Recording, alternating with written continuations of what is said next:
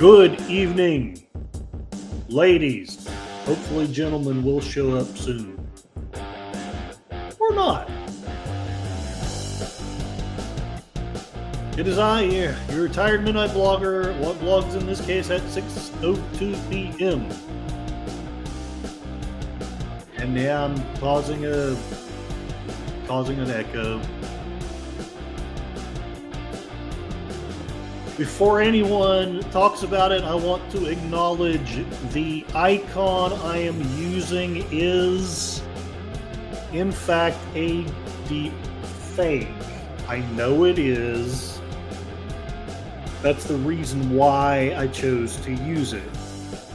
I'm not saying that everything that I'm going to talk about is going to be deep fakes. In fact, I think probably little of it will be. But it's a symptom, it's a symbol of our time. So really not quite, but one of the main topics I will be talking about is the vast divide between the way things are reported to us, and then we wonder why we can't meet in the middle somewhere. Woo! Charlotte Nightstar the Werewolf, thank you so much for your support. I love the work that you're doing. Keep writing, keep making music, keep making videos. Thank you very much. I think we'll have a pretty good stream. Moira Kitty, meow meow everyone. Thank you for showing up.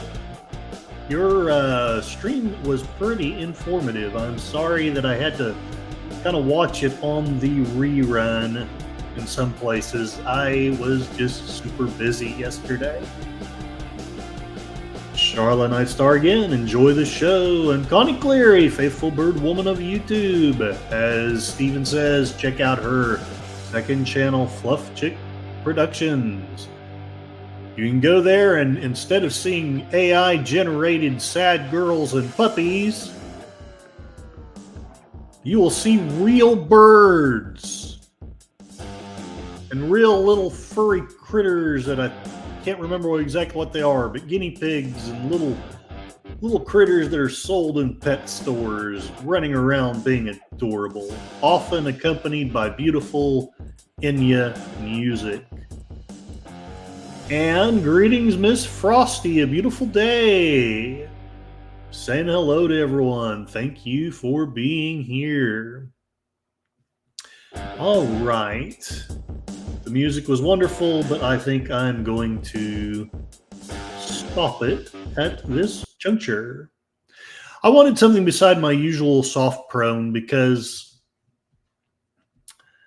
I mean, let's face it, one of the first things we're going to be talking about some horrible things.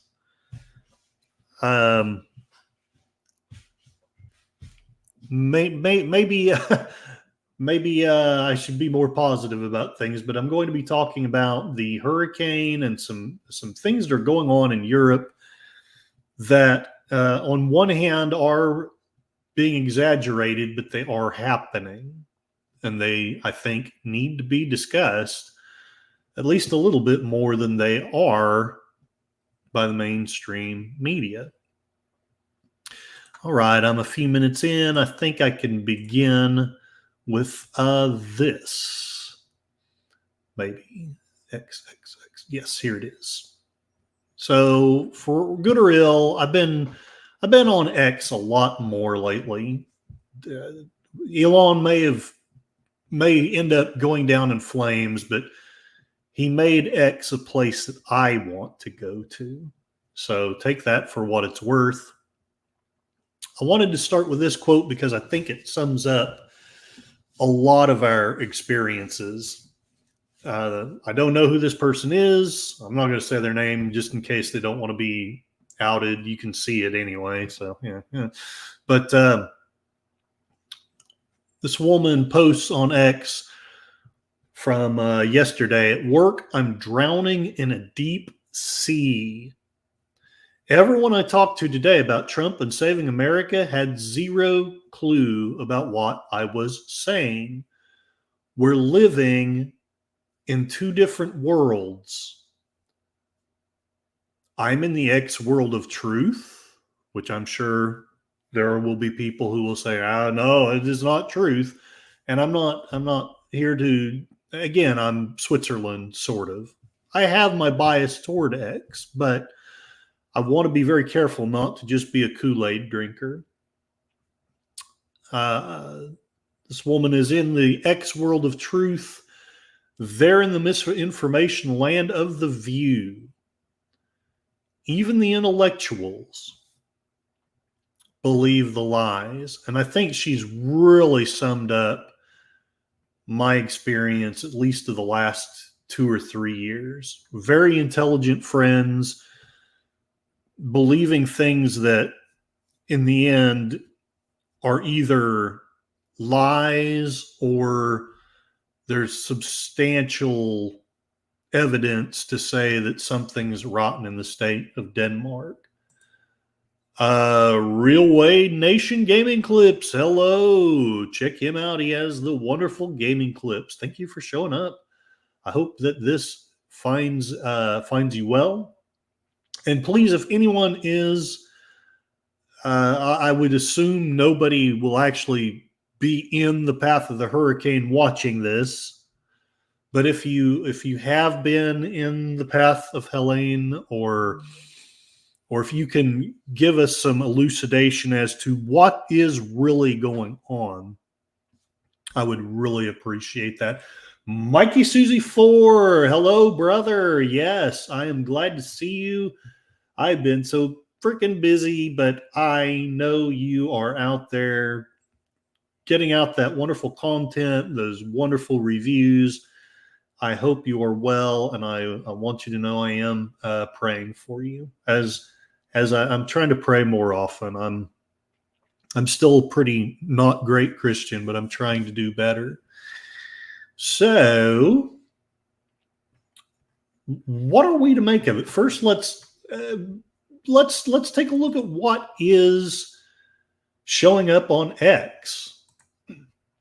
What is it that the X watcher sees that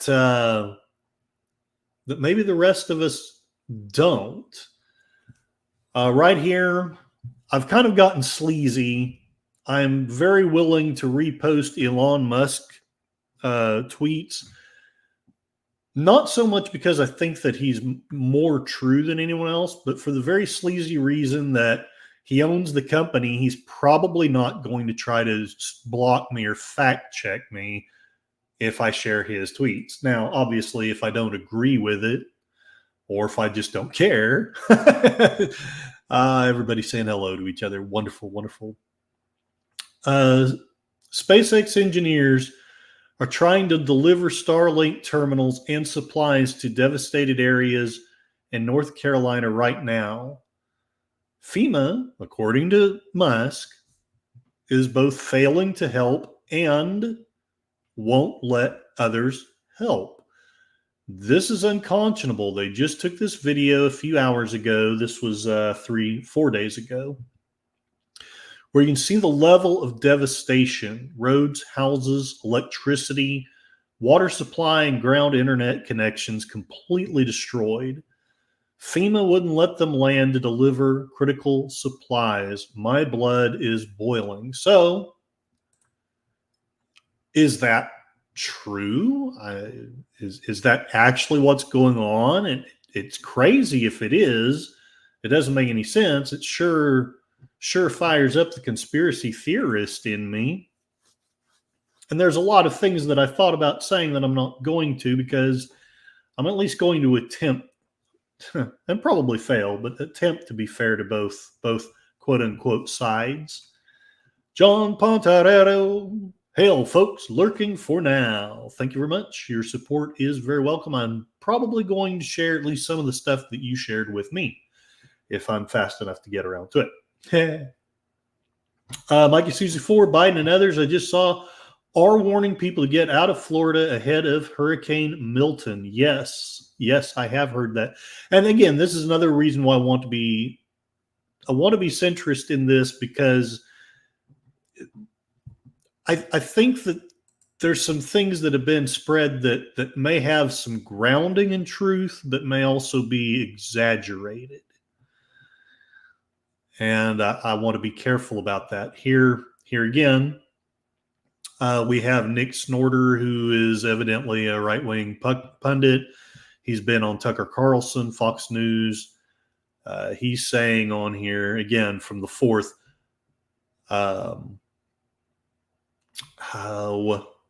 I guess I didn't save the thing that he was responding to, but basically there were claims that they were blockades going on, that the North Carolina police were having to move in to get federal blockades out of the way. Nick Snorter is saying, already did it once, which is one reason why we have an escort now. FEMA has zero jurisdiction. Trust me, they're not going to win this one. And of course, it's making me, on the 4th, I'm really pissed and irritated at this. I mean, it's really exasperating. I would like to get to this one of these days, but I'm not going to do it here. This person writes his career unaliving note, and it's not an actual unaliving note. He's basically coming out and saying many of the things that I'm saying now. And it's very fascinating. If I remember, I will try to if I have the time, I'll try to maybe talk about that at the end of the stream. I'm going to skip this, although that is also fascinating. I am going to share this. Evidently, Dr. Phil went to several hundred. I'm pretty deep into the day in Boone, North Carolina. I've talked to several hundred people today. Been out working on relief efforts with some different organizations, including Samaritan's Purse, and talked to people along the highway here and also in some remote villages up in the mountains, completely cut off from civilization. You can't get there by rail, road. The only way you can get there is by helicopter. And you know what jumped out at me? These people. Oh, crap. Not what I meant to do. Have any for 4 to 6 months. We've flown in, taking them generators, good food, thing there wasn't anything water, embarrassing there. Supplies. Didn't hear one person talk about being a victim. Didn't hear one person talk about whether the people they were helping as neighbors or being helped by neighbors were Democrats or Republicans. Didn't care about pronouns, didn't care about politics, didn't care about anything. All they cared about was that they were all Americans.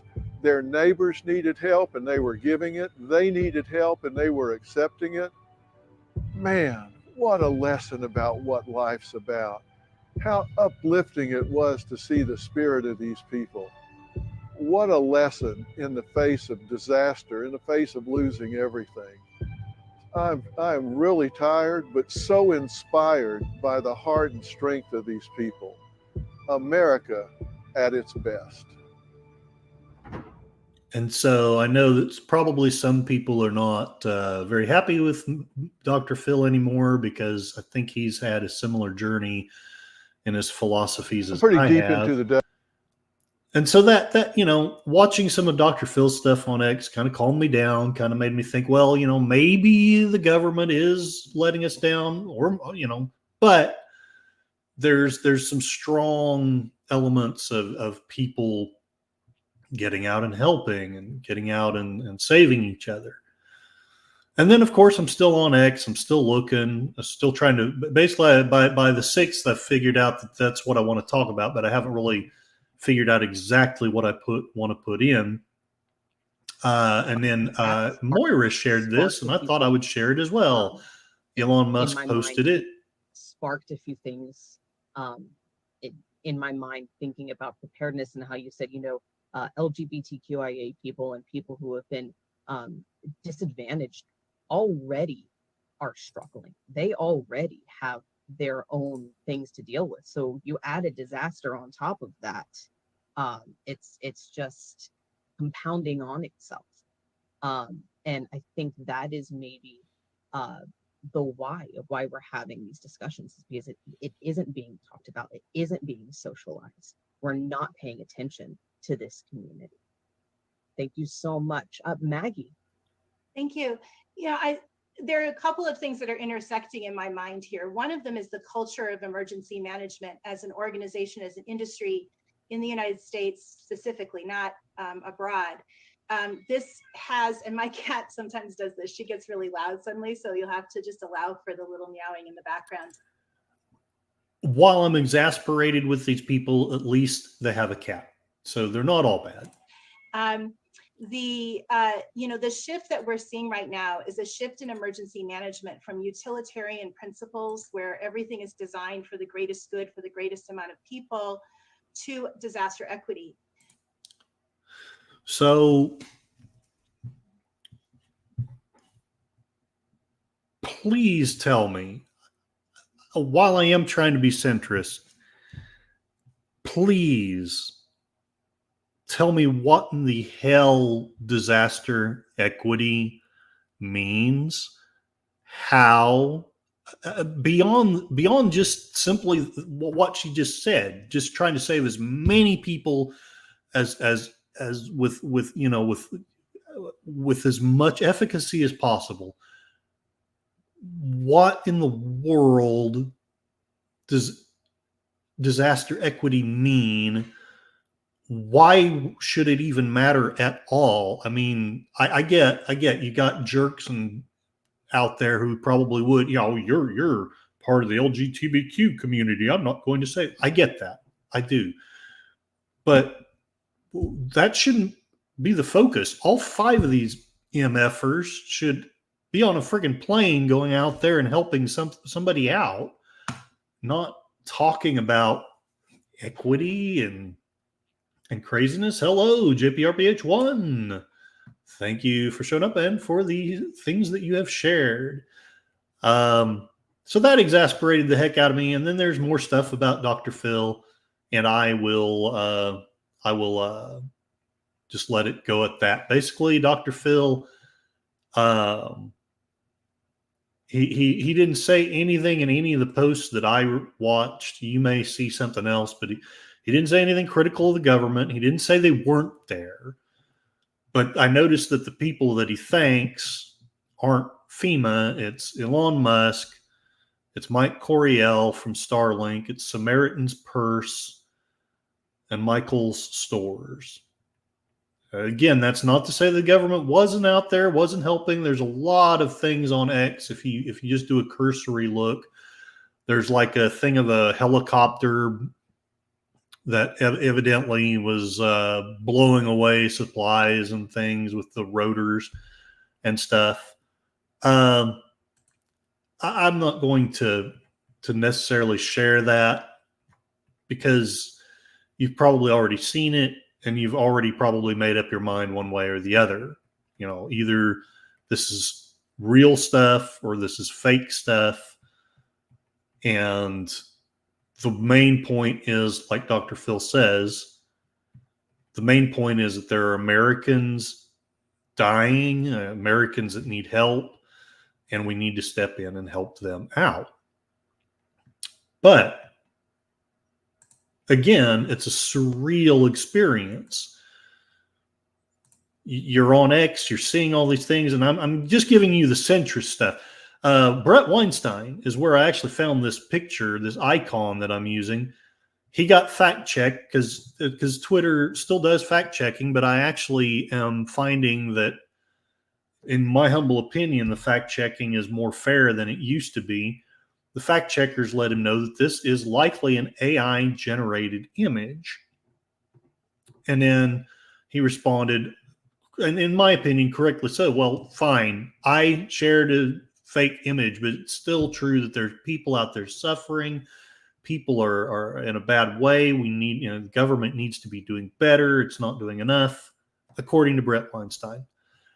John is being rude, being on his phone at your friend's house. Well, no, yeah, don't worry about it, man. You can watch it on Flipside if you're able to do so. So I've given you a fairly centrist. I mean, there's a lot more extreme things out there. View of what X is saying. So then I went and I thought I'd use Google, but I guess I used Yahoo. FEMA calls out the conspiracies and rumors about the Hurricane Helene response, saying it's frankly ridiculous. FEMA.gov, as federal assistance for Hurricane Helene exceeds $210 million, FEMA prepares for dual response with Hurricane Milton strengthening. AP News, FEMA administrator continues pushback against false claims. NBC News, House GOP chairman demands FEMA accountability for the hurricane. Alejandro Mayorkas, FEMA's funding dwindling. And Reuters, Hurricane Helene exposes FEMA assistance gap in Appalachian areas. So for a change, and maybe it's because I used Yahoo instead of Google, my bad. It does start with the official story. You know, FEMA calls out the conspiracy theories. Those people are spreading disinformation. It's all lies, I tell you. But unlike most searches where I have to dig for pages, you don't go very far before you do find there's criticism. And I mean, freaking Reuters is criticizing. And I don't remember them being a right-wing conspiracy organization. Let's share a little bit about what they had to say. I'm revealing my bias a little bit here. I frankly don't care about the left wing's claim that they're doing a wonderful job. But I also don't want to feed too much in the Kool-Aid of the right. You know, we're all perfect and wonderful. Everything we do is wonderful. Hurricane Helene exposes FEMA assistance gap in Appalachian areas. As residents of Western North Carolina piece together their lives following Hurricane Helene, few will be able to rely on federal flood insurance to help them rebuild. Roughly 1 in 200 single-family homes in the region is covered by the National Flood Insurance Program, according to a Reuters analysis of federal government data, a far lower level of coverage than can be found in the coastal and riverside neighborhoods the program was designed to serve. I'll be honest, if I was in Appalachia, I doubt if I'd have flood insurance. This is a very rare thing. It's because the federal program is focused on the flood risk posed only by rising seas and swelling rivers, not the threat posed by the sort of extreme rainfall brought on by Helene. The storm dumped more than 35 centimeters of rain over 3 days onto western North Carolina, transforming mountainsides into mudslides and creeks into torrents. It's horrendous, said Aaron Smith, who said he was trying to figure out where to take his family after his home in the hamlet of Bat Cave, that's a great name, was destroyed. I don't see anything to go back to. Asheville, the largest city in the flood-hit region, had in recent years developed a reputation as a climate refuge, drawing residents from more storm-prone areas. Among the new arrivals, the federal government, which moved its national data center for environmental records there in 2015. The facility was knocked offline by Helene. Private insurance companies see the area as relatively safe. The industry asked state regulators earlier this year to approve a 99% rate increase for coastal areas, sought only a 4% hike for some of the mountain areas. Here we have a picture, somebody looking at all the mud and all the gunk in their home. The agency said that the approach they use is set by law, said its map should not be viewed as a prediction of where flooding will occur. Where it can rain, it can flood, FEMA Press Secretary Daniel Lorges said. The Appalachian region actually becomes the poster child for unknown flood risks across the country. While 43% of single-family homes in North Carolina coastal Dare County had policies, just 0.5% of homes had coverage in the western counties hardest hit by Helene. So what I love about this, it calls it out, but it's not political. in any way, shape, or form. It's not saying that Republicans are bad. It's not saying that Democrats are bad. This, my friends, is what used to be known as reporting. There's a thing going on. We're going to give you the facts. I wish more things were going on like that. But of course, we do have to have politicization on both sides, because, we can't let a crisis go to waste. Jeff B, howdy. Welcome to the channel. Jeff B, money for me, but not for thee. And yes, and I do have my slant on it. I may get into that if I end up having the time. I'm going to try to keep the rest of this post down to less than an hour. I want to give you guys a chance to go see Sparkwood and 21 and watch Twin Peaks with you guys. As we all know, it has become politicized, and I'm sure everybody's got their take on it. I don't know that I'm going to be centrist per se here, but I do want to at least not be completely so. This is a post from Colin Rugg. I won't read exactly what he says. I will instead just play what Kamala Harris says on C-SPAN. Moments of crisis, if nothing else, should really be the moment that anyone who calls themselves a leader says they're going to put politics aside and put the people first. People are in desperate need of support right now, and playing political games. Please let me know if you can hear it. Crisis situations. These are the height of emergency situations. It's just utterly irresponsible, and it is selfish, and it is about political gamesmanship instead of doing the job that you took an oath to do, which is to put the people first. And I've been in touch with both FEMA and the president, as well as marshaling all our states. Okay, I actually want to save that for this. Going to take a quote from Forbes News. It's I think a similar, if not the exact same speech. So she says this about DeSantis. I do have my bias, but let's see what DeSantis says in response to the threat that it poses to the state, but particularly to that region. A White House spokesperson said that you turned down calls from both Biden and Harris. Are you saying you're not aware of that? And if so, how are you not aware of that? So Biden called me a couple days ago with Helene when I was on the helicopter. I didn't have any issues. They had helped us with what we've done. I'm not aware that he's tried to call since then. Certainly hasn't called my phone. So I don't know quite where they're getting that information. At the same time, we got the approvals that we need. If there's something else that we need, I'll hop on the phone very quickly, whether that's a FEMA administrator or the president, and we will press the case to be able to get approvals for what we need in Florida. But we have gotten approvals for everything that we've asked for. Code in this area? As far as Harris and you go. I didn't know that she had called, so I'm not sure who they called. They didn't call me, and their characterization of it was something that they did. It wasn't anything that anybody in my office did in terms of saying that it was political. Okay, so she's saying that she called, he wouldn't answer. This is a shame. It's all about politics. He's saying that this is the first that he has learned about it. I won't have time to play this entire thing. And again, I'm revealing my bias here. Jeff B, did you already speak about the Blackhawk helicopter that rotor washed the supply distribution center in North Carolina? I have not. And partly because of what DeSantis says here and what I'm about to share, but I will be happy to do that after I share this. So I know this is Fox News. I know they're the bad guys. I know they're biased. I totally get it.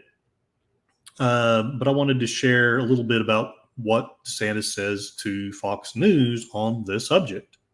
In these crisis situations, these are the height of emergency situations. It's just utterly irresponsible, and it's selfish, and it's about political gamemanship. What's your response? Well, I think she should look in the mirror. We've been on an emergency footing for 2 weeks straight, round the clock, 24/7. We've been working, my office, our Division of Emergency Management helping people prepare for Hurricane Helene, helping effectuate rescues of people after Hurricane Helene, helping people pick up the pieces of their lives after Helene, and then have to also turn around and prepare for major impacts and maybe even more impacts from Hurricane Milton, be able to have rescue personnel. I mean, whether you like the guy or not, he's got a freaking lot on his plate. And I'm not a Floridian. I can't tell you whether or not he's doing a good job or a bad job. But if he's even just trying to take care of the situation, then he's got a crap ton on his plate. So, just going to put that out there. Now ready to help people, and then of course help with the power restoration, all these things to do. So that's been my sole focus. My focus has not been on dealing with Kamala Harris. I saw the news report. I didn't know she tried to contact me, but I'd also say it's not about you, Kamala. Right. It's about the people of Florida. My focus is exactly where it should be. And I can tell you this, I've worked on these hurricanes under both President Trump and President Biden. Neither of them ever tried to politicize it. She has never called on any of the storms we've had since she's been vice president until apparently now. Why all of a sudden is she trying to parachute in and inject herself when she's never shown any interest in the past? We know it's because of politics. We know it's because of her campaign. I have zero time to entertain these political games. We're going to. Okay. Now, the opposition says that he is politicizing it, but I just wonder what you think. I mean, does it sound like it's politicizing, or does it just sound like someone who's trying to deal with a nearly impossible situation, who just doesn't really care to deal with something like that? Is she the one that's in the right? Is he the one that's in the right? Your comments are absolutely welcome. Since you brought up the helicopter, I will look that up. But again, I'd kind of decided not to share it before, because after listening to DeSantis, I was like, yeah, I don't know what the heck's going on. I would think that if FEMA's not helping, I'm sorry, that's probably annoying there. But if FEMA's not helping, I would think he would bring that up. But he doesn't. He has no words of criticism for Biden in any of the stuff that I've listened to as far as pertaining to the hurricane situation. Blackhawk blows away supplies. This was one of the things that I actually had been going to share before, because it was so angering to me. Don't know which one I want to share. Todd Perrin, I have no idea who that is. So let's share that though. Black helicopters came in at a donation center in Western North Carolina, where they had lined up supplies. These helicopters came in and just on purpose whipped, using hung over this particular area, flies into the area and uses the rotor washes and destroys all of this stuff, and then takes off, disappears. They've been trying to find out who these helicopters were. They can't find out. And this was not one of their resupplies helicopters. These were unrelated to the supply helicopters. They came in and destroyed the supplies and then took off. And you had individuals there who were trying to get these supplies out to people in North Carolina. There's been multiple reports like this of sabotage of these supplies. They dipped down, performed a rotor wash, which seemed deliberate, then flew off, destroyed a lot of the staging area, harming the people directly below. One was a canine security officer who was doing sweeps of these vehicles to make sure nothing nefarious was coming through. So they're asking, were they special forces, private contractors? They don't know. And then other. Yeah. I know that Brett Weinstein had been sharing that we desperately needed helicopters. I know that I saw posts on X where a lot of privately funded people private helicopter owners were bringing supplies in with helicopters. Dr. Phil talks about Samaritan's Purse. I remember, Billy Graham always prided himself that he never ever endorsed a candidate. And Franklin Graham was the same way. And evidently he endorsed Trump. I don't remember how long ago. And my friends decided that he had gone crazy. I'm not so sure about that. Now, maybe so. But I think more and more as I look at things, I think he can be forgiven for picking a side. Now, you can argue that he picked the wrong side, but you can say whatever you want. You can say that Trump was just politicizing things. It was just a photo op, whatever. But he was down there helping. And if that doesn't convey, at least to you, why people are voting for him, even if it doesn't convey to you that he's a good guy, surely you understand that there are reasons why your neighbors are voting for him. You cannot just say, oh, they're crazy. Oh, they just believe lies. Oh, they just believe all the disinformation on the internet. Some of us are actually trying to get the facts straight. We may not. I may have misrepresented some of this, but I can promise you this. I've tried to be fair-ish to both sides. I personally do think that the government kind of slipped up, but having said that, I'm going to defer to Ron DeSantis. He says that he got everything he wanted from FEMA. So while I think there have been things that went to shit and didn't go right, I'm also not going to hop up and down and say that the government's horrible or entirely horrible.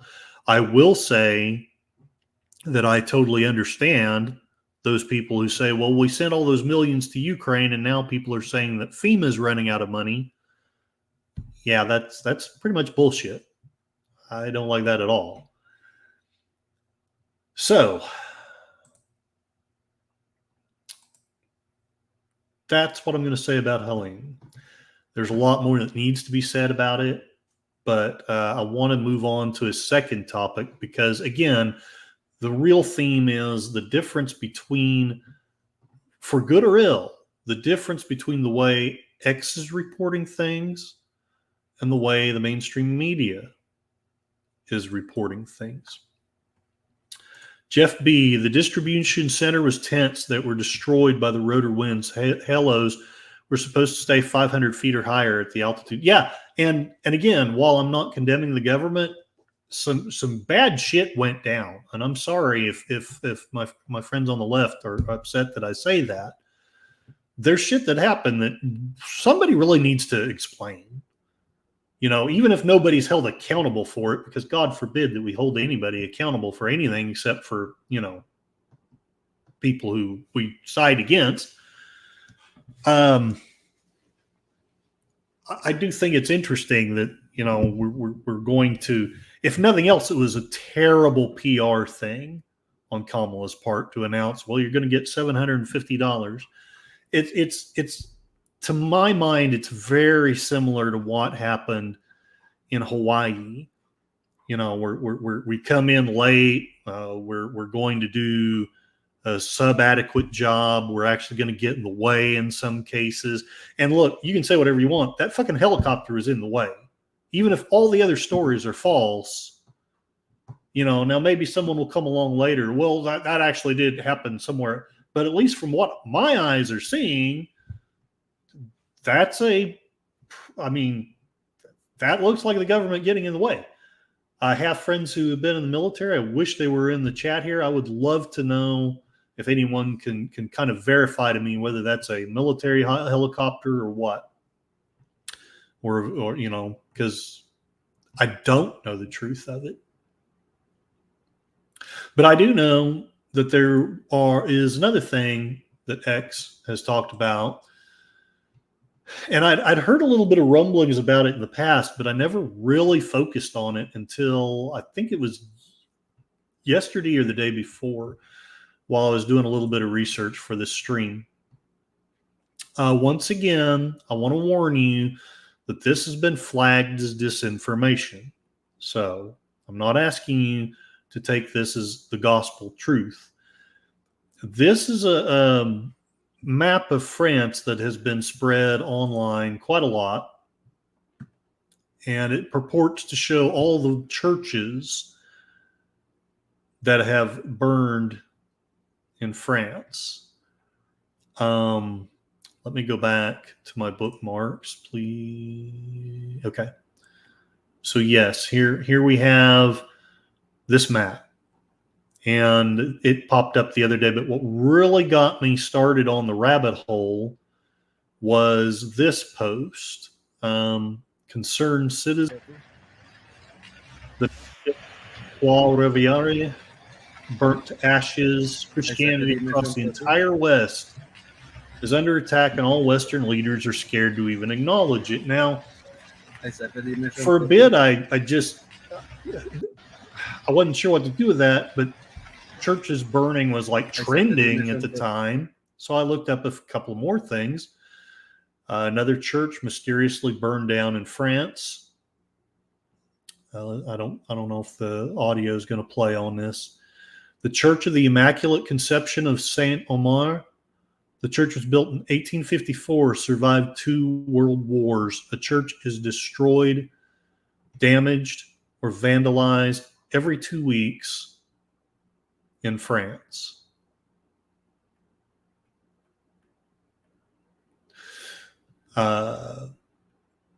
Another site here. Obviously, they're slanted. You can see that. But good late morning. Yet another old church from 1854 burning in France.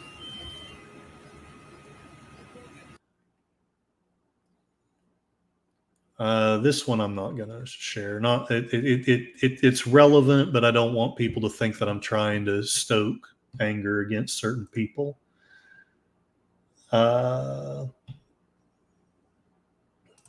So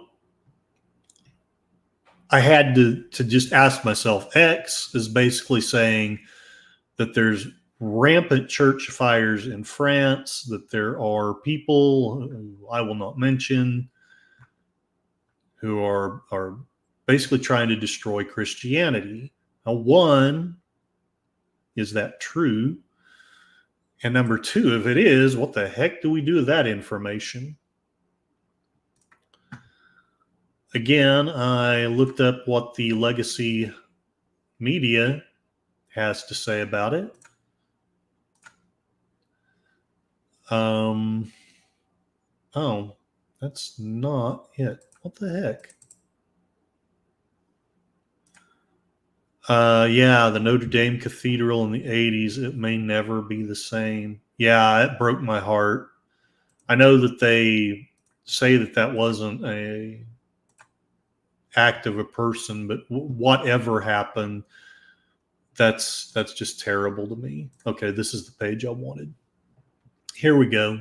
When I looked it up, church burnings in Europe, I get Snopes at the very top, which tells me that the disinformation industrial complex is pretty intent that we learn the truth about it, but I'm still going to treat Snopes as a reliable thing for now.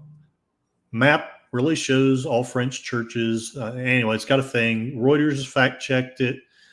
The Catholic News Agency has a different take on it. And so on and so on. So, but the first two things, it's fact-checked. So, let's see what the fact-checkers say.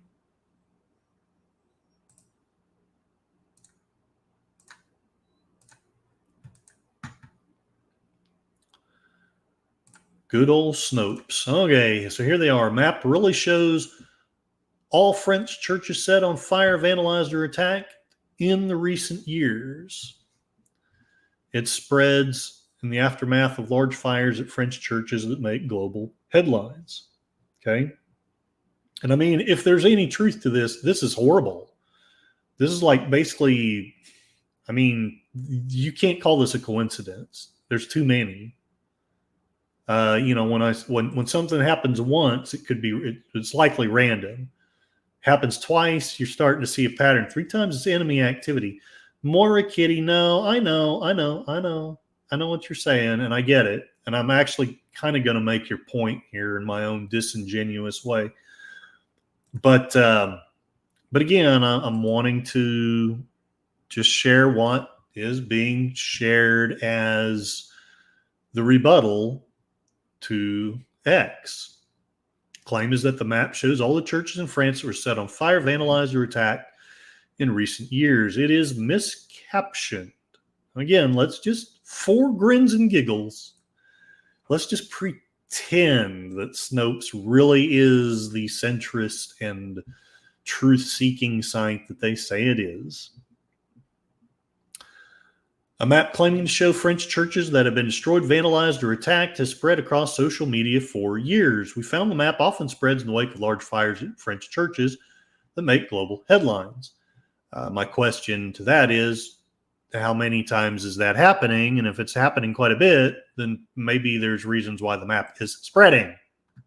But, okay. All right. Sorry, somebody sent me a message. We found the map often spreads in the wake. Yeah. For instance, we first observed the map spreading across social media platforms after the Notre Dame Cathedral caught fire in April 2019. And I think we all remember Trump was really denounced for making some claims. And I'm not going to repeat the claims because I don't want people thinking, again, that I'm stoking hate or anything. I'm just trying to get at the truth. On July 11, 2024, as a fire is later contained broke out in the spire of French Cathedral, social media posts started to spread the map once again. When we fact-checked the claim in 2019, we found posts blamed the Notre Dame fire on a certain group of people, connected the incident, which authorities reportedly said was likely an accident at the time, to churches that had been recently vandalized in France. Social media posts containing the claim in 2024 continue to baselessly blame these people who are being blamed. This will only get worse, is what people on X were saying. And this was before Elon Musk even took things over. So I'm actually surprised that it. Oh well, because it's happening now. That's why. Okay. However, those claims weren't true. In 2019, we found this map came from Christianophobia.fr, a website dedicated to tracking acts of Christianophobia in France and the rest of the world. While this image is often shared as if it shows all the churches that were destroyed in France, hold on, you're going to see why I'm actually kind of backing you a little bit here, Moira. Hey, Gorillas Random Thoughts, Kapla. I don't know how long I'll be here. I hope you get what better. Gorilla says I should fuel the hate and give in to my inner dark soul or sowed, whatever that may be. The temptation is there, to be honest. But yes, please, I hope you feel better. The prayers of a very unrighteous man are going up for you, sir. Thank you for showing up. You're very kind. So while this image is not showing churches that were destroyed, although, again, the caption actually didn't say that. It said destroyed or vandalized. So, take that for what it's worth. The map actually, I want you to pay attention to what Snopes is doing here.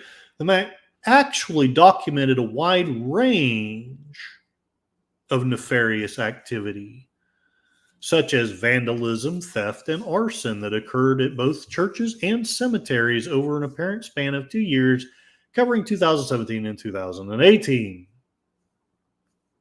Should also be noted that while this map documented some relatively serious crimes, such as arson or the toppling of church statues, many of these pins corresponded to graffiti-related incidents. We also found one pin related to a person simply interrupting a church service. So we have no idea what it really shows, but it does. I mean, they're not trying to refute that it doesn't accurately show something. You notice that's not in there. They're not saying, oh, this is totally baseless. The numbers are totally off. None of this even happened. No, it does show documentation of vandalism, theft, arson, and granted, one of the incidences was just some Karen trying to interrupt a church service. Fine. But what about all the rest of that shit?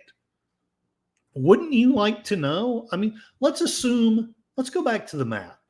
Let's just go back to the map because I'm gonna do it, gorillas. I'm gonna let the hate flow through me. I'm gonna be the dark lord of the Sith here. Hopefully I was smart enough to leave it up. Probably not. All right. Yeah, I'll have to go back to the map. Darn it. Okay. Take a look at that map. And let's assume half of that is just simply graffiti vandalism. I mean, because we don't know. And when you don't know, you kind of got to flip a coin.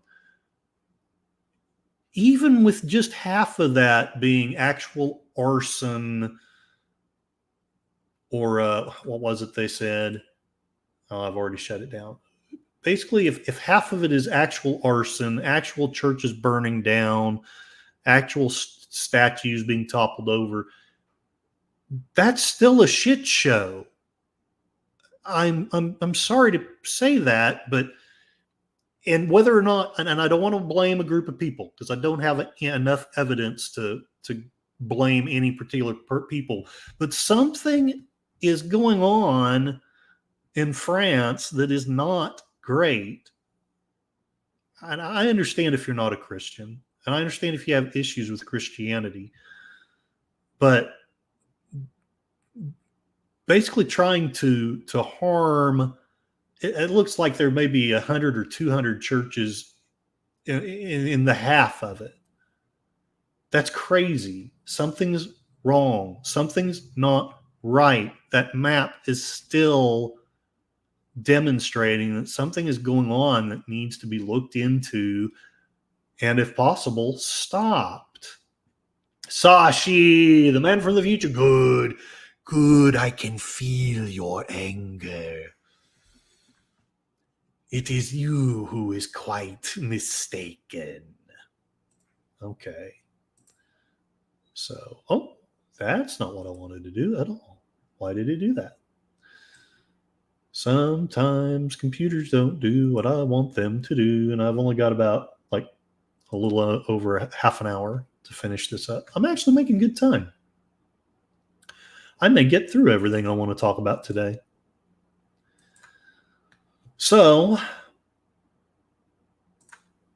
I realize that this isn't a centrist source, but let's see what the Catholic news, what do the Catholics say about it? Why France, according to the Catholic news source here, is losing one religious building every 2 weeks. Now, again, I don't know if that's true, but that map, at least I think people can be forgiven for believing that there's two going down, one going down every other week. One religious building is disappearing in France every 2 weeks. This is the conclusion of Edouard de Lamaze, president of the Observatoire de Patrimoine Religieux. Probably totally mispronouncing that, but obviously the Observatory of Religious Heritage in Paris. He's raising the alarm in the French media about the gradual disappearance of religious edifices in a country known as the eldest daughter of the church because The Frankish King Clovis I embraced Catholicism in 496. Lamaze's appeal for increased awareness came after a fire destroyed the 16th century church of Saint-Pierre in Ramillies-la-Paternée, Normandy, northern France. Again, I'm probably mispronouncing that badly. The fire deemed accidental. So you know, some of this may be accidental, but even if so, I still believe we got something that we need to be looking at. The fire took place on April 15, exactly 2 years after the blaze that devastated the Notre Dame Cathedral. The unforgettable image of the burning cathedral, which circled the planet in 2019, pointed to a deeper issue within French society. Serious shortcomings in the preservation system of religious monuments, coupled with increasing hostility toward religion. Lamaze told CNA in an interview that in addition to one religious building disappearing every 2 weeks by demolition, transformation, destruction by fire, or collapse. So it's not necessarily all burnings. So that actually lends more credence to what he says. He's not saying that a church is burning every other week. He's saying that they're going down either by demolition, transformation from a church to something else, destruction by fire, or collapse.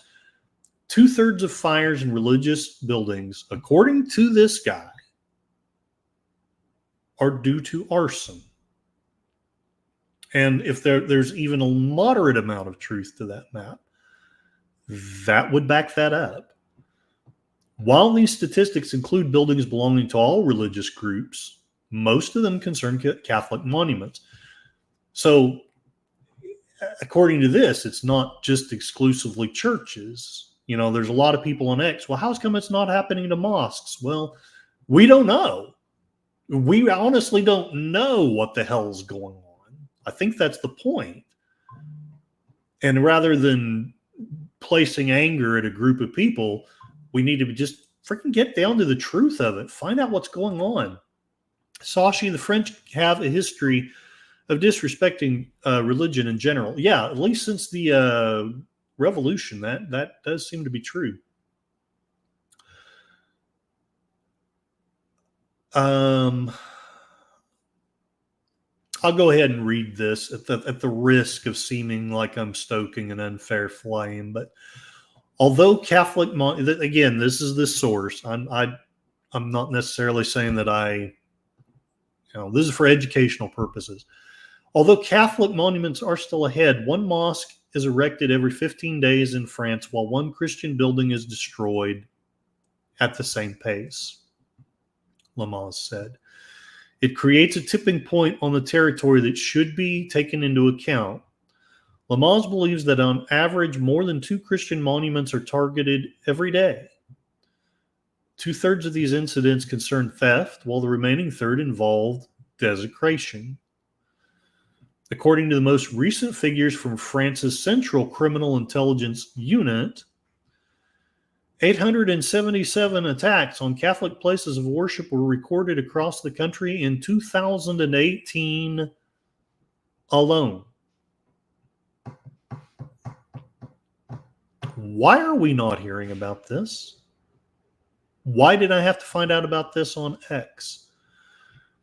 These figures have increased 5-fold in only 10 years, Lamaze said, noting that 129 churches were vandalized in 2008.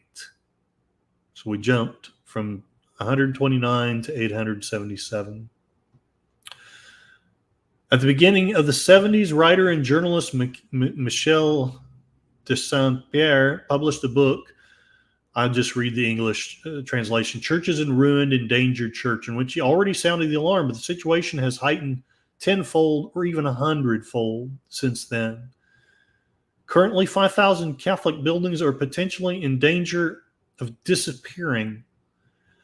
Apart from the growing hostility to which they are subject, these religious sites are also suffering from deep negligence on the part of public authorities. The state of affairs is partly explained by the fact that by virtue of the 1905 law, and I This is his statement, not mine. By virtue of the 1905 law and the separation of the churches and the state, municipalities become the owners of France's religious buildings. In many cases, they have been unable to meet the costs of maintaining the sites. These buildings have not been maintained for over a century. They've never been subject to restoration work or protection measures against theft or fire. Now, again, it's a biased source, so obviously we should probably take that with a grain of salt. But I think it's interesting that it did pop up on the first page and was only a little bit behind the Snopes attempt to tell us that this is all disinformation. Got a couple more things to relay that may not seem related, but essentially we've got a crap show going on here in the United States where, again, I think it's exaggerated, but I think that there is legitimate neglect of American citizens. And I say legitimate, I mean a legitimate concern over neglect of American citizens during a hurricane.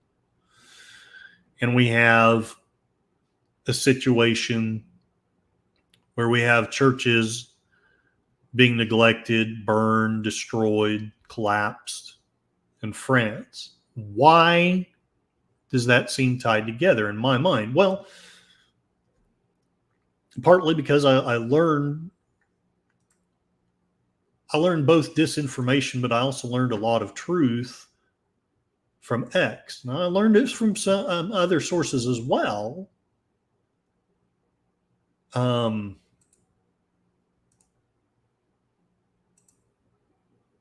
I can't help but think that I don't want to drink the Kool-Aid too much, but if Elon had not bought X, I don't think we would, or I at least would know almost nothing about any of this stuff. I don't, well, maybe. This was the famous picture. There's a Photoshop picture of Trump wading through water. It's fake, so I'm not going to share that. This was what I used for the thumbnail. This outraged a lot of people. She seemed to be cold and distant in their view. But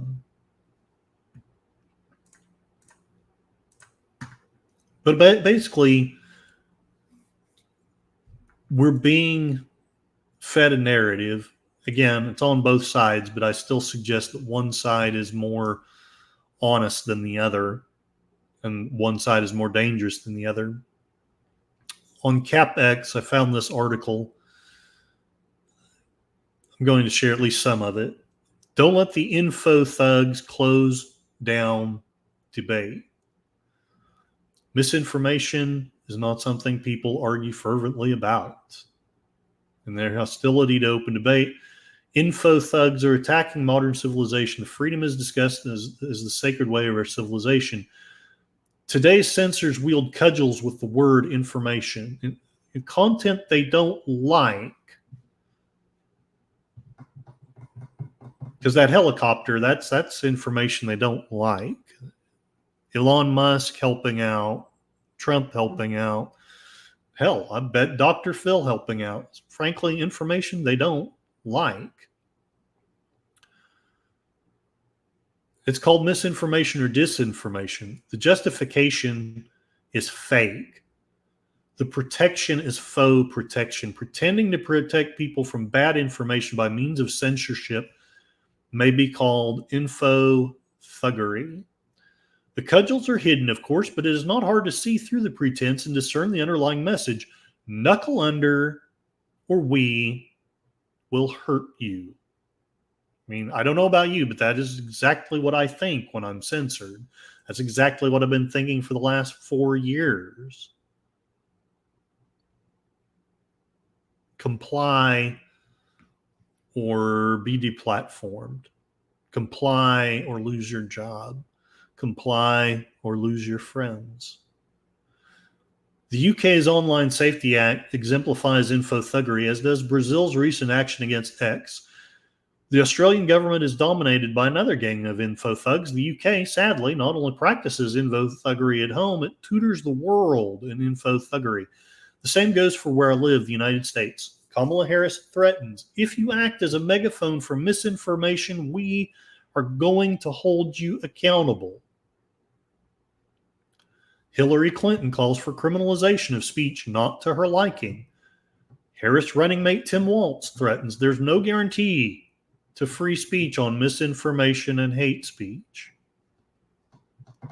Thankfully, according to this reporter that I'm reading from, that's not true, at least in the U.S. As Robert F. Kennedy Jr. responded, the U.S. Constitution is exactly what prevents the government from stifling dissent by labeling something hate speech or misinformation. Alarmingly, former Secretary of State John Kerry recently lamented that the First Amendment stands as a major block to hammer disinformation out of existence, and implied that that is part of what this race, this election, is all about. Of course, malicious actors, including enemy states, may spread lies to sow discord, especially online.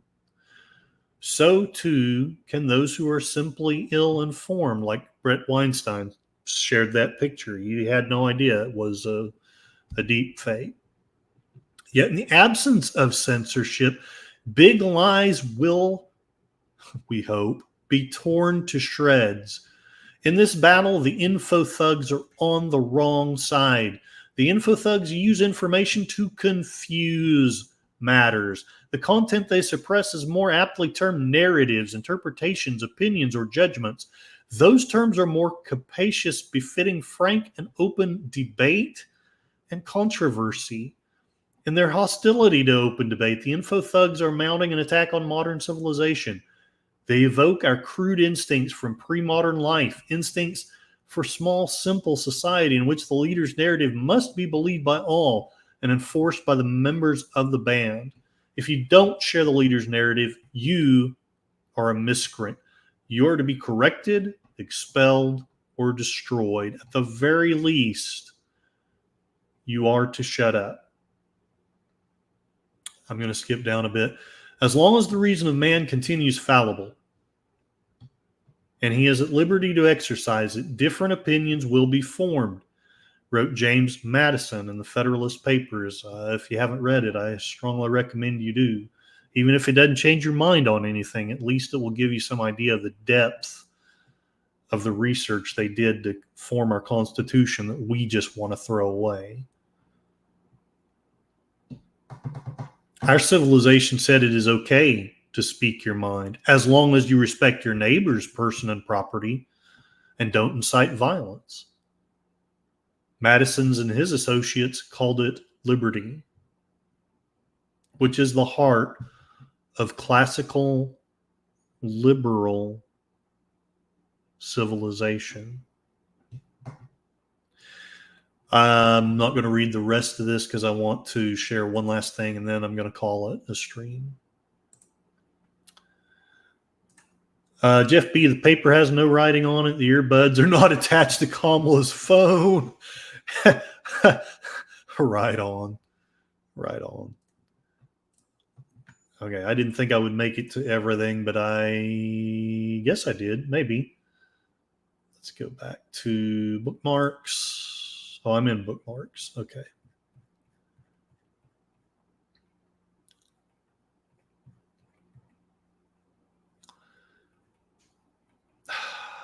I want to read. I don't really know this person. He's responding to Jeremy Scahill. Kamala Harris told Liz Cheney, I also want to thank you, Father, Vice President Dick Cheney, for his support. I don't really care much about that part. Not for this stream anyway. MC Armstrong. This is my career suicide note. It's also a thank you from someone who has done with careerism. I'm a lifelong member of your party. He's writing this to the Democrats. I'm voting for Donald Trump. Why? It's not just your industrial scale censorship or your endless wars or the fact that you disenfranchised millions of Kennedy voters through lawfare. If that were all I had, it would be sufficient in terms of conscience and rage, but there's more to the story than anger. Your hatred and censorship has taught me to admire Donald Trump and to love my fellow working class Americans. And for that, I thank you. This vote is for all the traumatized people who have been canceled and banished just for saying no to the establishment. This vote is for the surveyor, the farmer, the medevac man, the nurse, the hairstylist, the deadhead, the veteran, my fellow adjunct professors who have told me their stories about being bullied by the Democrats in their friends and family and their colleagues at work. This is for the young black woman in my class last year who, on the day of Kamala Harris's visit to campus, said, "You're going to hate me, Dr. Armstrong, but I'm not going. I'm voting for Donald Trump." Why would she think I would hate her for the way she votes? What has happened to our country? Somehow Donald Trump has changed my mind.